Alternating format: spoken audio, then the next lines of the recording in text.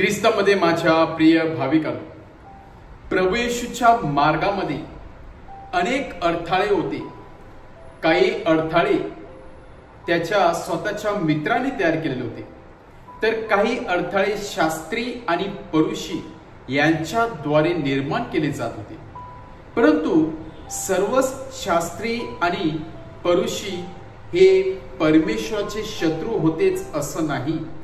कारण पुष्कळ वेळेला आपण वाचतो बायबलमध्ये की प्रभू येशू ख्रिस्त काही जकातदार, काही परुषी व शास्त्री लोकांच्या घरी देखील जेवणासाठी गेलेला होता।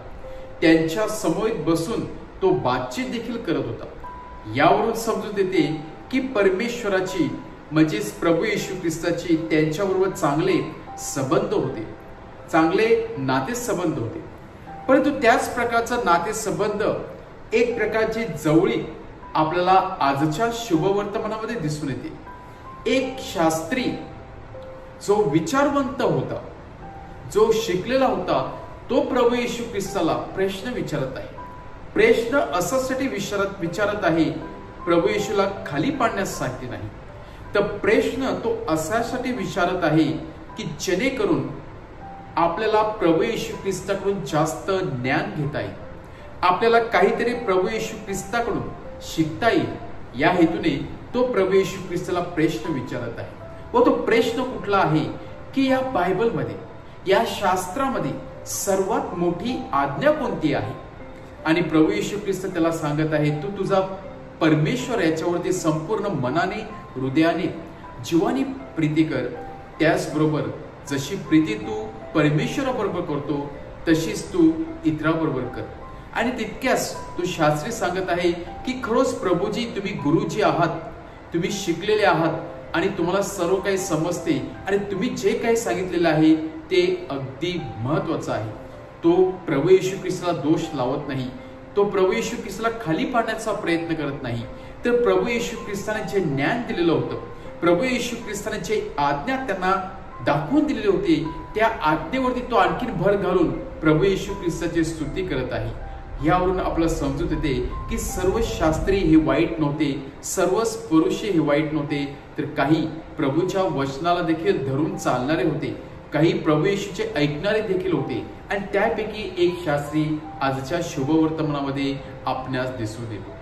आणि म्हणूनच प्रभू येशू ख्रिस्त सर्व शास्त्रांना दोषारोपण लावत नाही, तर जे शास्त्री ऐकण्यासाठी तयार नव्हते। फरक एवढाच आहे, काही त्यांच्या अहंकारामुळे, त्याच्यामुळे की मीच स्वतः श्रेष्ठ आहे, मला सर्व काही ज्ञान आहे, या हेतूने ते परमेश्वराचे ऐकण्यासाठी तयार नव्हते।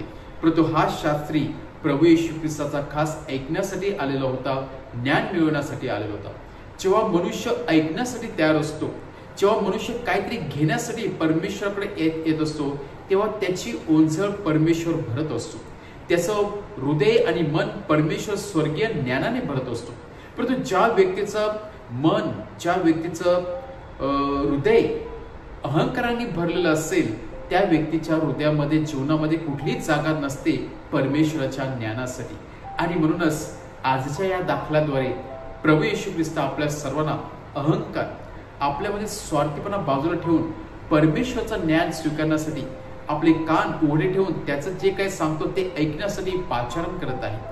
आपण देखील शास्त्रीप्रमाणे प्रभू येशू ख्रिस्ताकडे चांगल्या हेतूने जाऊया, ब्लेम करण्यासाठी नाही, दोष लावण्यासाठी नाही, तर प्रभू येशूची स्तुती करण्यासाठी व प्रभू येशू ख्रिस्ताकडून चांगले ते गोष्टी घेण्यासाठी आज आपण परमेश्वराकडे जाऊया आणि विश्वासाने जाऊया। आणि नक्कीच परमेश्वर आपल्याला त्या ज्ञानाने तृप्त करणार आहे, आपल्या स्वर्गीय दानाने भरणार आहे। आमेन।